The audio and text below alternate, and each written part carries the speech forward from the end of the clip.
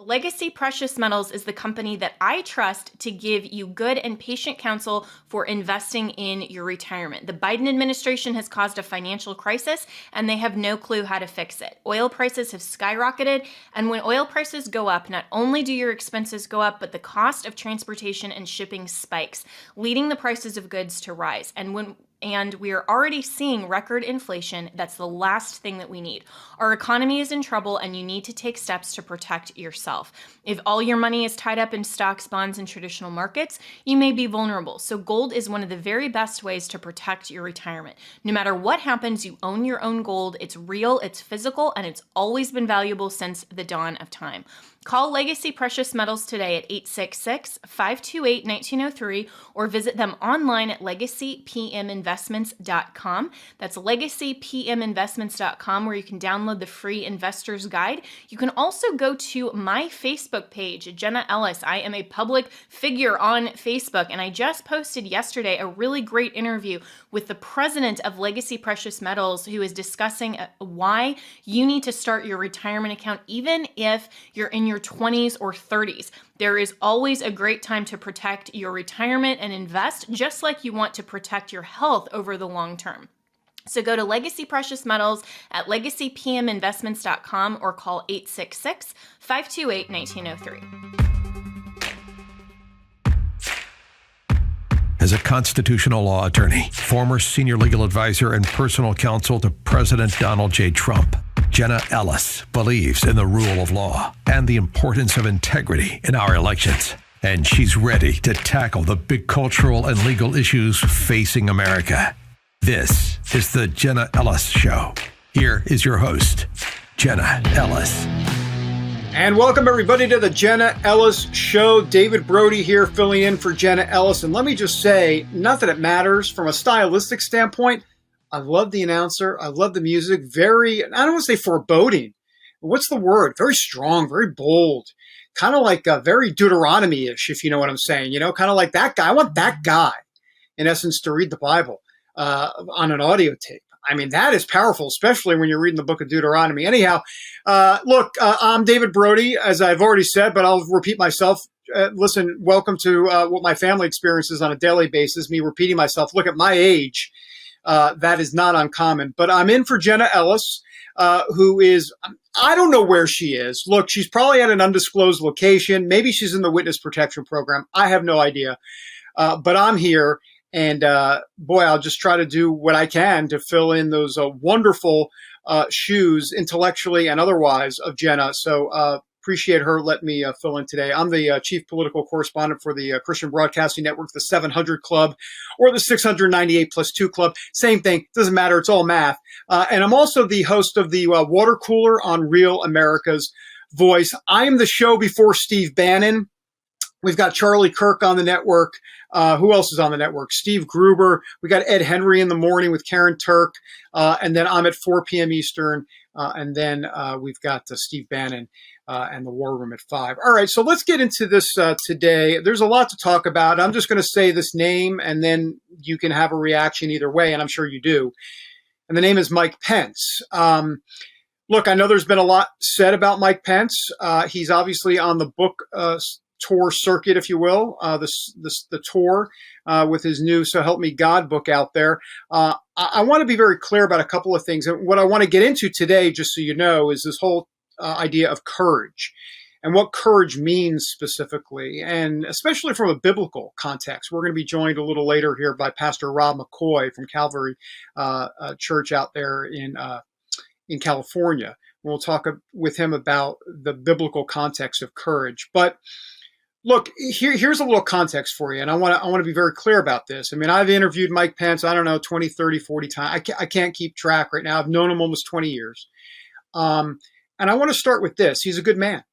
And I fully understand if you are a MAGA fan, if you're part of MAGA, if you are a big Donald Trump diehard, that you're going to be very frustrated with Mike Pence. You're going to be angry at Mike Pence. I'm sure some of you have called him a traitor.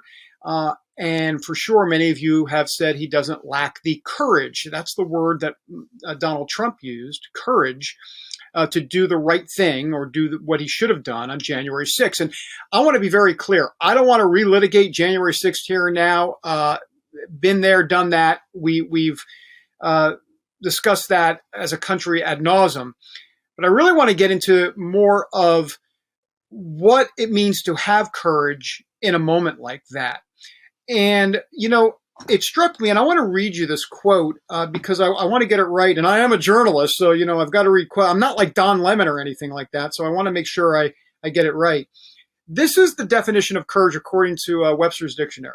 Okay, the mental or moral strength to venture, preserve, and withstand danger, fear, or difficulty. Now, look, if you look at what Mike Pence did that day or didn't do, depending on your point of view, you can make the argument in a way both ways. Once again, if we're looking at the definition, and I just want to read that definition once again, and just to pull it up on my phone, and, excuse me, I'm a little old, but this is it. The mental or moral strength to venture, persevere, and withstand danger, fear, or difficulty. Well, look, I mean, if you're in the Trump camp here, you're going to say he didn't have courage because it was going to be difficult to do. It was not the popular thing to do. It was going to be going against the grain, and that's why he didn't have courage. And there's a lot of other reasons for that.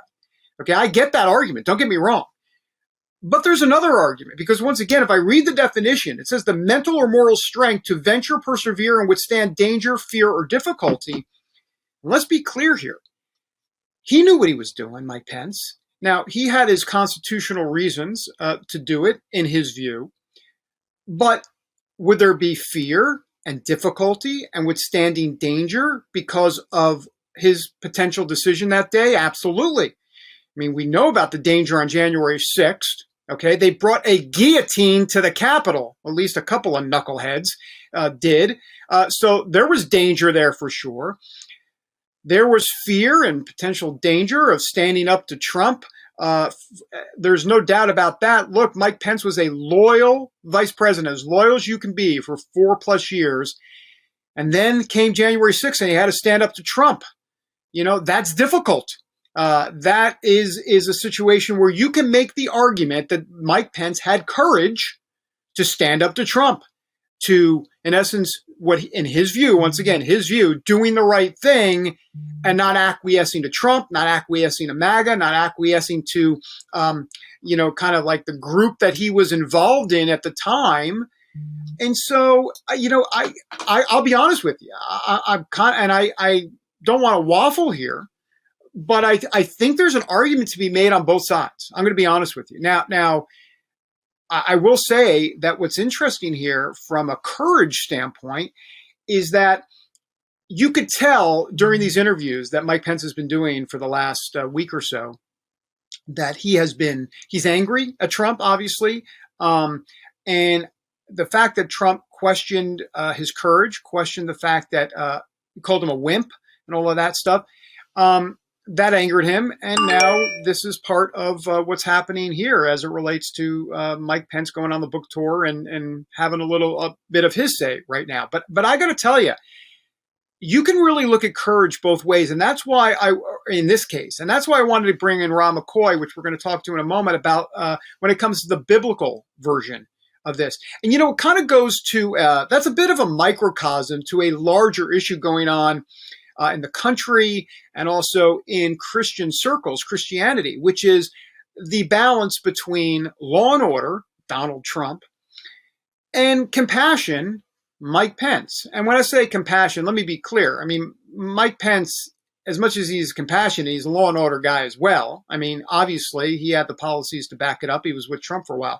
But I do think there's this interesting discussion of the right balance between, look, law and order, and the compassion angle here as well when it comes to the Bible.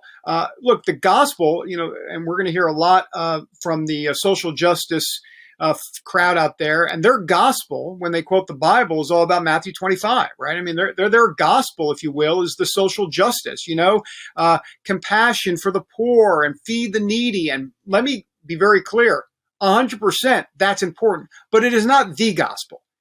to the social justice crowd, it is the gospel. And so there's that end of it. And then on the other side of it, there is the law and order side of it, that there is a right way and a wrong way. There are moral absolutes in the world. So I just find the whole conversation, if you will, fascinating.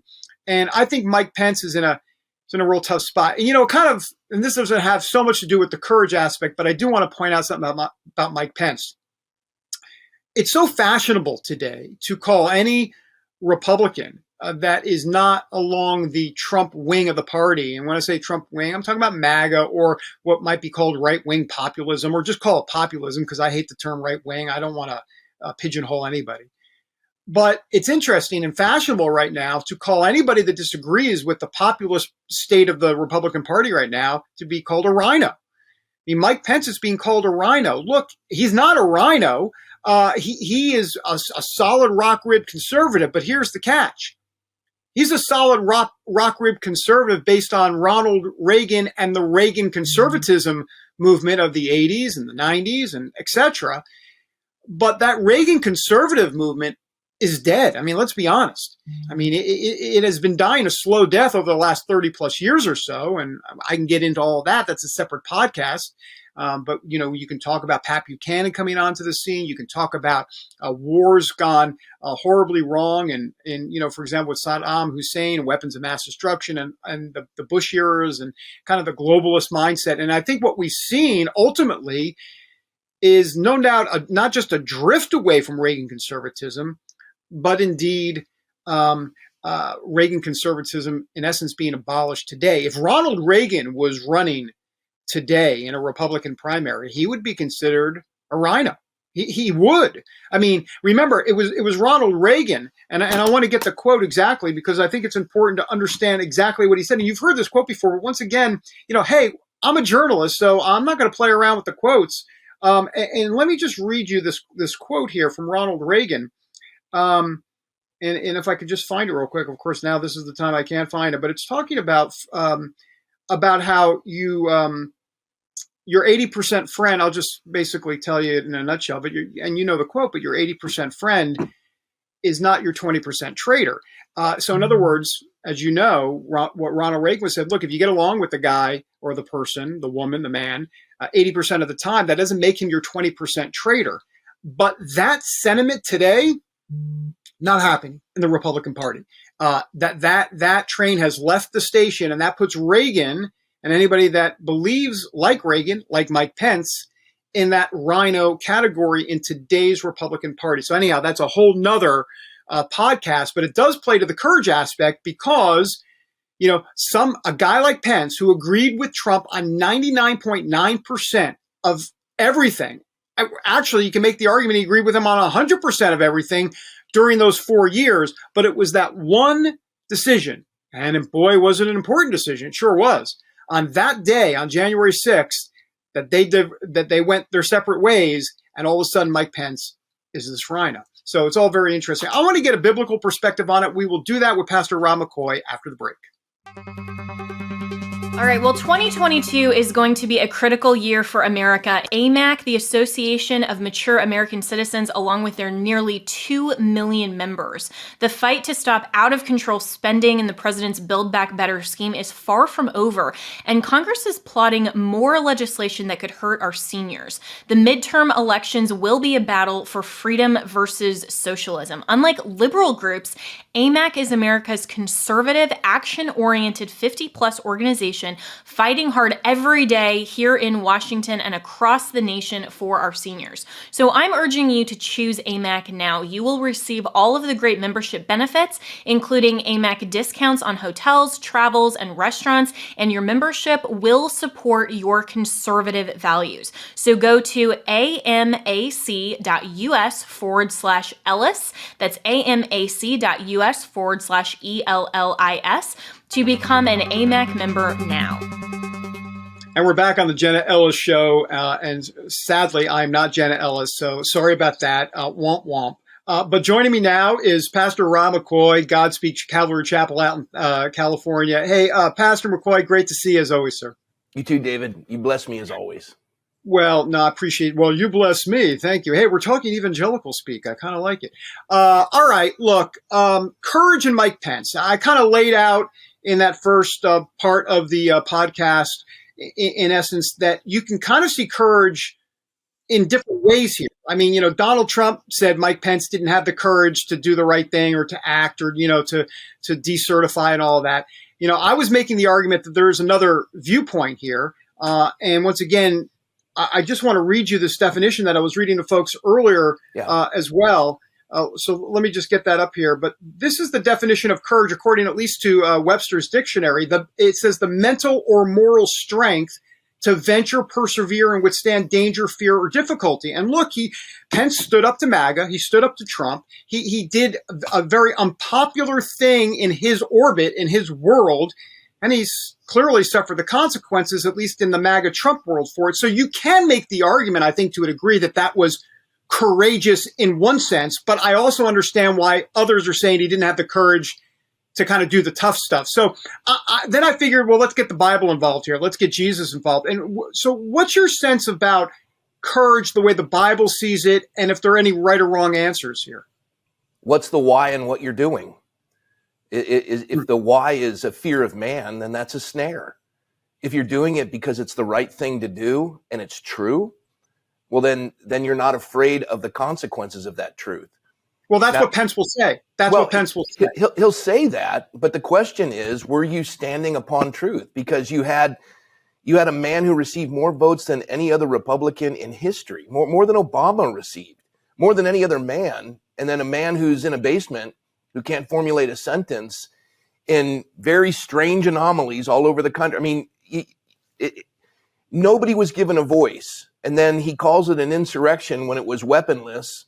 The only person killed was a veteran who was unarmed and shot from the side, blindsided.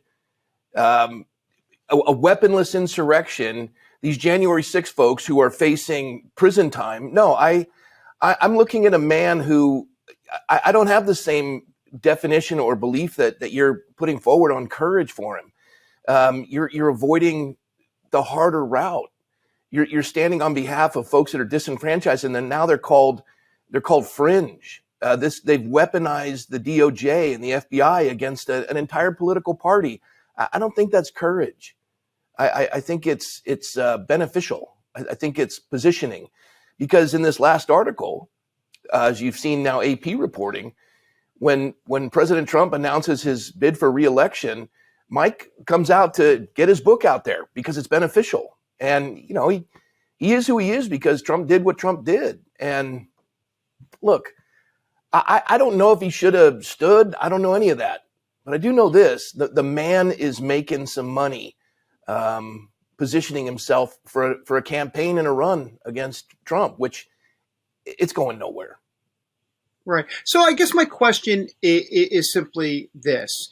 If you believe in your heart of hearts, so to speak, I mean, we don't know his heart, we don't know, only God knows. But if he really believes, let's just take him at his word for a moment. And if he really believes that he believes he was doing the right thing, then what are we to make of that? Like, in other words, like he'll have an argument to make. And even if you don't, or I don't agree with it, or people don't agree with it, if he's truly doing that from a real authentic perspective, right?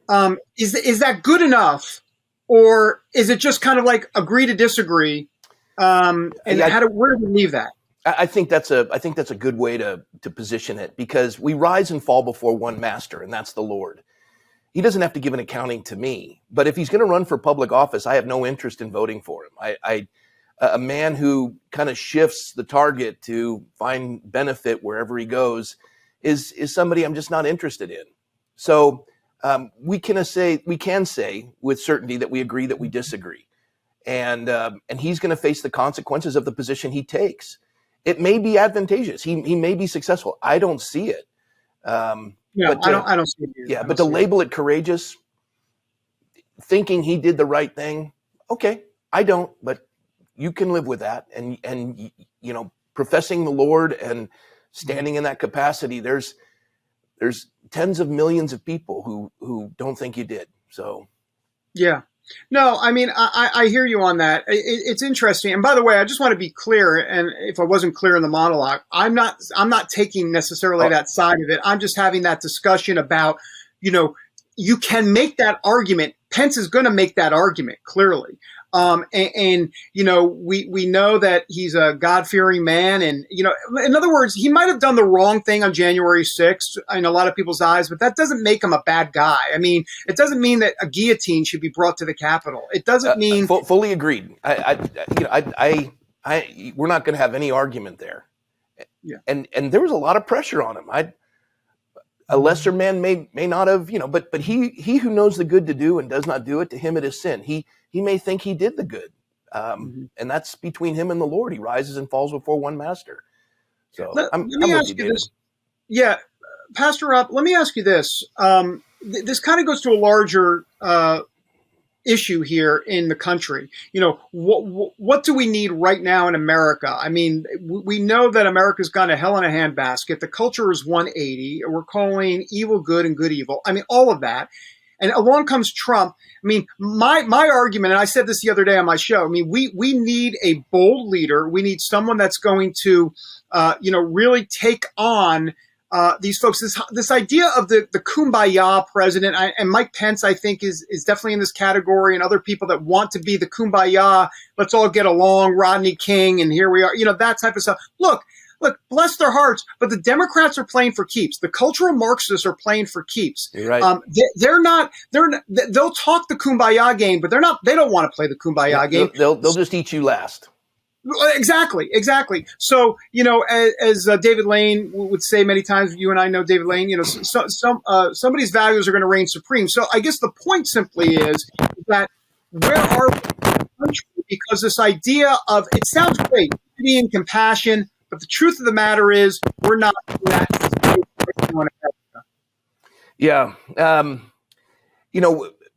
Somebody said to me the other day, it seems like Trump's dividing the party when he said sanctimonious DeSantis. And, this is a beloved governor of a state that Republicans desperately need, that is now all red because of his leadership.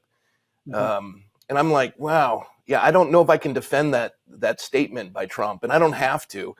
What I did say to this person is, he called him low energy Jeb, and he took out 17 Republican candidates and the most heavily funded Democratic candidate in the history of the United States, and he won an election. So he's a man that has survived in New York and has made a life of it. And you've heard me say this. Trump reminds me of Samson. Name one moral thing about Samson's life. He was in a prostitute's bed all night, and the Spirit of the Lord came upon him. He went to pay off a gambling debt, and the Spirit of the Lord comes upon him. He was prophesied from the womb to deliver his people, was raised with a Nazirite vow, and the first words out of his mouth, Mom, Dad, go get that Philistine woman. I want her. I mean, he was homeschooled and went off the reservation. And you think, why is he in the hall of faith in Hebrews 11? And it's one reason, Judges 14:4. What Samson's parents didn't realize is God was seeking an occasion to move against the Philistines. Trump wasn't my first choice. I didn't vote for him in the primary, but I voted for him in the general. And I was surprised. I mean, you say that we're going to hell in a handbag. Roe v. Wade's been overturned. We just got the House back. We've got Supreme Court justices in place. And we won the popular vote, which seems to be very important, except for when Republicans get it. And we forget about all the shenanigans happening in other states. But California and New York, both very blue states, were instrumental in taking the House back because we overperformed. And we did that by ballot harvesting, by the way. Our church did ballot harvesting. Jack Hibbs did ballot harvesting. So that's right. Going to hell in a handbag, I think it's a little bit different. I think we're awakening to our responsibilities that we've neglected for over 50 years, especially the church. Yeah. Well, by the way, I'm not disagreeing with you in the sense that there's been an awakening because we're kind of slouching towards Gomorrah, if you will, as it relates to drag shows and kids and the gay ABCs in school. And I can go on and on about the hellish stuff in this country. And Proposition 1 in California, I mean, we doubled down on the destruction of human life in the womb. And we're making Nazi Germany look like Girl Scouts. So, no, I get it, David. You look at it and it's overwhelming, but Jeremiah 18, if I intend evil for a nation and they repent, I'll relent from the evil I intended. And then vice versa. If I intend good for a nation and they relent from doing good, I'll relent from the good I intended. So there's always a hope for the country. But I think there needs to be a repentance, a national repentance, and an awakening and a repentance if we're going to see. I mean, abortion's like slavery. It's the main moral issue in America. You can't destroy. In California, we don't just rip the baby apart and flush its parts into the sewer system. We harvest the organs before we do that. So you can't do that and think God bless America. There has to be in the church an awakening to the reality that liberty is God's idea, not man's idea, and the church is supposed to be that beacon of liberty.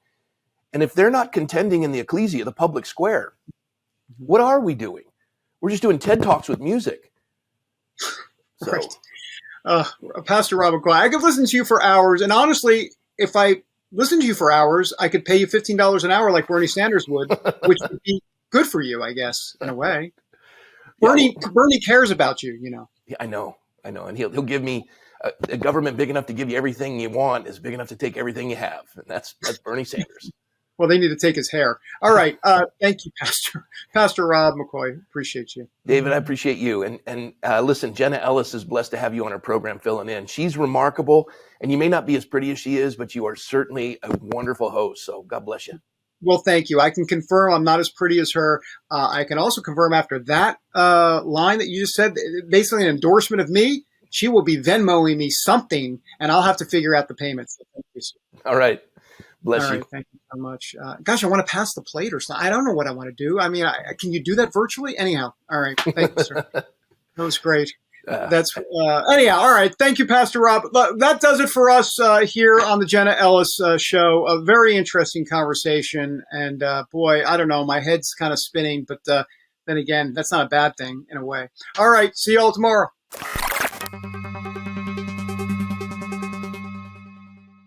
Legacy Precious Metals is the company that I trust to give you good and patient counsel for investing in your retirement. The Biden administration has caused a financial crisis, and they have no clue how to fix it. Oil prices have skyrocketed, and when oil prices go up, not only do your expenses go up, but the cost of transportation and shipping spikes, leading the prices of goods to rise. And we are already seeing record inflation. That's the last thing that we need.